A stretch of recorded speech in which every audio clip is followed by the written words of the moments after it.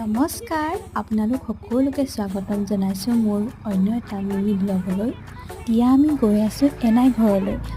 এনাই ঘৰলৈ কিয় যাব লগা হ'ল তাকে চাওঁ আহক। আহি পায়েই লগ পালোঁ আমাৰ সৰু নিচা। আৰু এইফালে মোৰ ভতিজা ছোৱালীজনীৰ বাৰ্থডেৰ কাৰণে যোগাৰ কৰা হৈছে।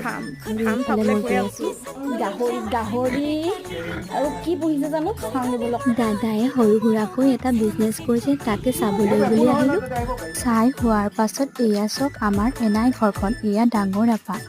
আৰু আমি সকলোৱে ভোজ খাবলৈ বুলি বহিলোঁ। এইজনৰ আকৌ মোক চোৱা, বা মই ভাইটি ভাগিন ভতিজা সকলোখিনি বহাৰ পাছত আৰু এইজনী নিমখ দিয়াজনী মোৰ মণিকা বা দেই।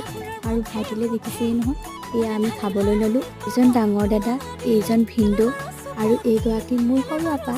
আৰু আমি সকলো খাই মেলি যাবলৈ ল'লোঁ। এনেকৈ আহি থাকোঁ যদিও এনাই আৰু পথাৰৰ অনুপস্থিতি বৰ অনুভৱ হয়।